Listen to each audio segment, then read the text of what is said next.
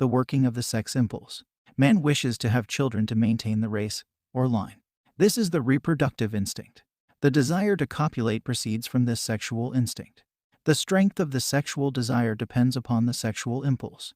According to the Gita, impulse is vegam or force. Lord Krishna says, he who is able to endure here on earth, before he is liberated from the body. The force born of desire and passion. He is harmonized, he is a happy man. Impulse is a mighty force. It exerts influence on the mind. It is a force suddenly communicated to the mind. Just as petrol or steam moves the engine, the instincts and impulses move this body. The instincts are the prime movers of all human activities. They give a push to the body and move the indriyas to action. The instincts create habits. The instinctive impulses supply the driving power, by which all mental activities are kept up. These impulses are mental forces. They operate through the mind and the intellect. They mold the life of a man. The mystery of life lies in them. The attraction towards women and men is born of ragas. That unknown attraction and happiness in their company is the seed of the sex impulse. This attraction, which is like a bubble in the beginning, later on assumes the form of a formidable, uncontrollable wave of strong passion or sexual appetite. Beware, generate the spiritual wave of devotion through japa, satsanga, meditation and vikara and kill this attraction in the bud. You must understand the psychological working of the sex impulse. When there are itches on the body, mere scratching of them is a pleasure. The sex impulse is only a nervous itching. The satisfaction of this impulse begets a delusive pleasure, but it has a disastrous effect on the spiritual well-being of the person. The flowery bow of Cupid. Lust is powerful. It carries a flowery bow equipped with 5 arrows, namely, Mohana, Stambhana, Unmadana, Soshana and Tapana, fascination, stupefaction, intoxication, emaciation and burning. 1 arrow causes fascination in young men when they see a beautiful form. Another arrests their attention. The 3rd intoxicates them. The 4th arrow causes intense attraction towards the form.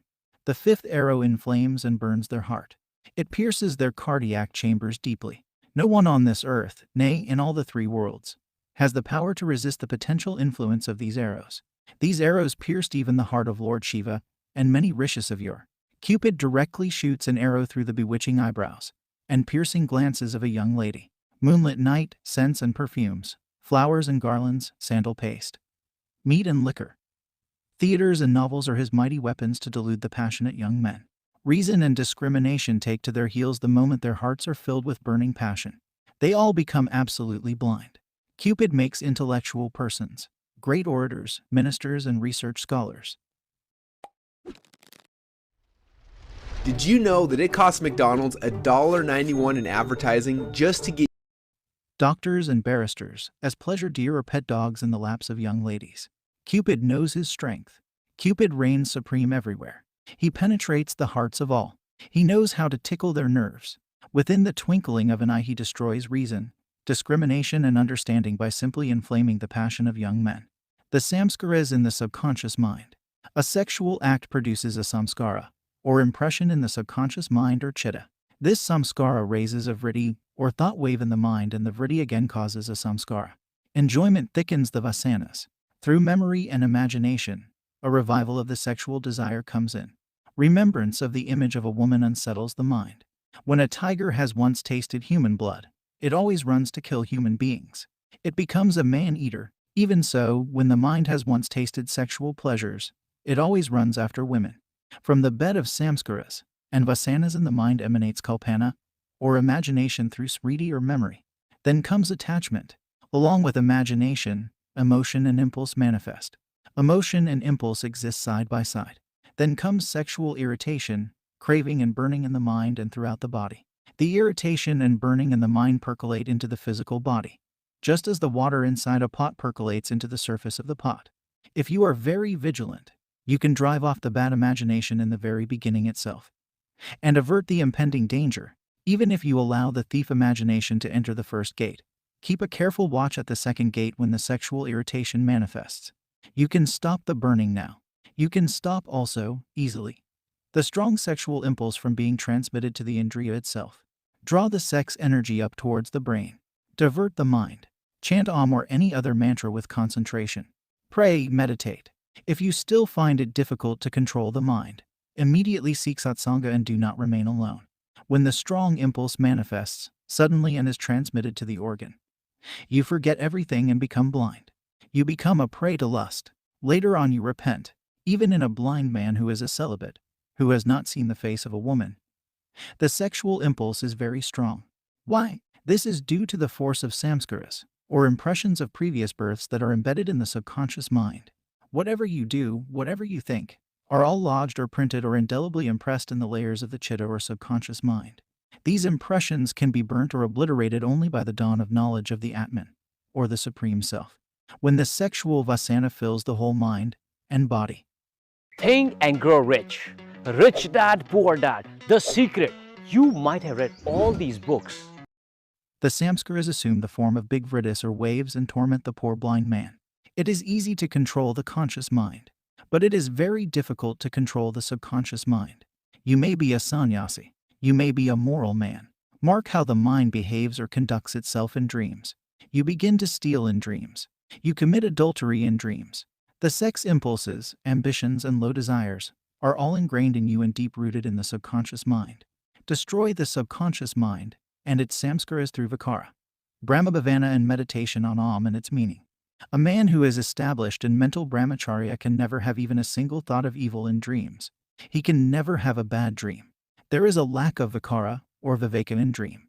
That is the reason why you get bad dreams, even though you are pure in the Jagrat state through the power of viveka and vikara. An aspirant complains, as I continue meditation, layer after layer of impurities keep rising from the subconscious mind. Sometimes they are so strong and formidable that I am bewildered as to how to check them. I am not perfectly established in truth and in brahmacharya. The old habits of lust and of speaking lies are still lurking in me. Lust is troubling me vigorously. The very idea of women agitates my mind. My mind is so sensitive that I am not able to hear or think of them. As soon as the thought comes in the mind, my sadhana gets disturbed, and also, the peace of the whole day is spoiled. I advise my mind, coax it, frighten it, but it is of no avail. My mind revolts. I do not know how to control this passion.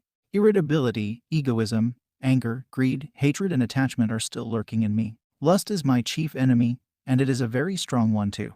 I request you to be kind enough to advise me as to how to destroy it.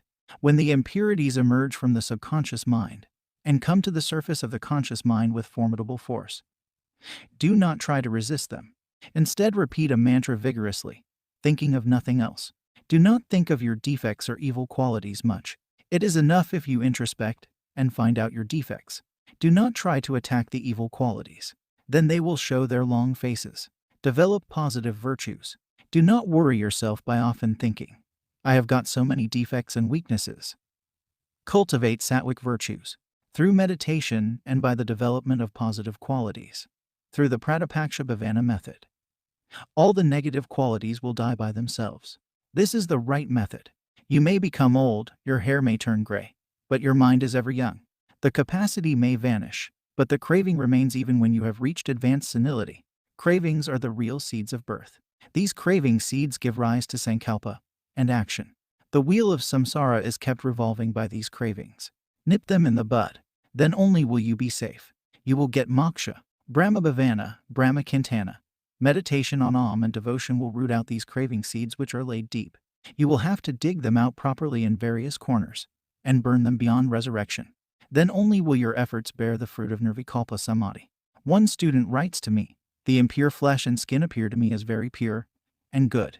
I am very lustful. I try to develop mentally the bhava of seeing the mother in all women. I prostrate before a lady mentally, thinking that she is an image of goddess Kali.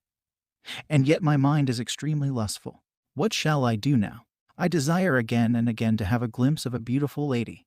Obviously, vairagya and discrimination have not dawned in his mind even a bit. The old vicious samskaras and vasanas are very powerful. Even a pure brahmachari will be troubled in the beginning by curiosity. He will be curious to know and feel what sort of happiness sexual enjoyment will give. He thinks sometimes, let me have the carnal knowledge of a woman once. Then I will be able to root out this sexual impulse and desire completely. This sexual curiosity is troubling me very much. Mind wants to delude this brahmachari. Maya havocs through curiosity. Curiosity is transmuted into a strong desire. Enjoyment cannot bring satisfaction of a desire. The wise way is to kill the strong wave of curiosity by vikara, or inquiry about the pure sexless Atman, by totally eradicating the sexual desire through constant meditation, and by thinking over the glory of brahmacharya and the defects of an impure life. How to gauge your own mental purity. The sight of a young beautiful girl produces in a passionate young man attraction and agitation in the mind, piercing of the heart and serious intoxication. If these symptoms are absent in a man, then it is a sign to denote that he is established in brahmacharya. The sight of the pairing or mating of birds and animals, or the sight of the bare body of a lady, should not produce the least agitation in the mind. If a feeling arises in the mind of a brahmachari for the company of a woman during times of ailment, if there is a strong desire to be in her company, if there is a desire to talk, play and joke with her, if there is a desire to look at young beautiful girls, if the look is unholy and unchaste, and if there is a desire in the mind when there is pain in the body for touch by the hands of females, remember that lust is still lurking in his mind. There is deep sexual craving. This should be destroyed. The old thief is still hiding. Such a brahmachari must be very careful. He is still within the danger zone. He has not attained the state of purity. Even in dreams there should not arise in the mind any craving for the touch of a female and the company of a woman. One's purity can be gauged by one's experiences in dream. If one is entirely free from any sexual thought in dreams, he has reached the climax of purity. Self-analysis and introspection are indispensable requisites to determine the state of one's mind. A Jnani will have no wet dreams. He who is established in brahmacharya will not get even a single bad dream. Dream serves as a criterion to judge our mental state or the degree of our mental purity. If you do not get impure dreams, you are growing in purity. The very idea of sex should vanish from the mind. Sukadeva had this experience. Sukha did not marry. He left his home and roamed about the world at large, stark naked. The separation was very painful for his father, Vyasa. Vyasa went out in search of his son. While he passed by a pond, the apsaras, who were freely indulging in play, felt ashamed and put on their clothes hastily. Vyasa said, "Very strange indeed. I am old. I am putting on clothes. But when my son passed this way naked, you kept quiet, you remained unmoved." The apsaras replied, "O venerable sage, your son knows not man and woman. But you know, eradication of lust is no easy task.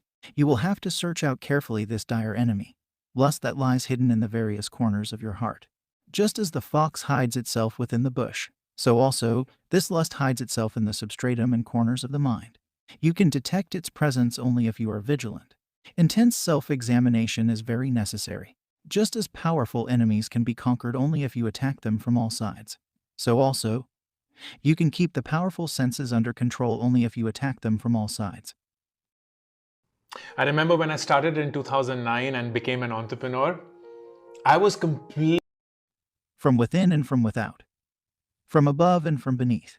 The senses are very turbulent, so they must be controlled by various methods such as fasting, restriction in diet, japa, meditation, vikara, self-restraint, thought control, and destruction of asanas.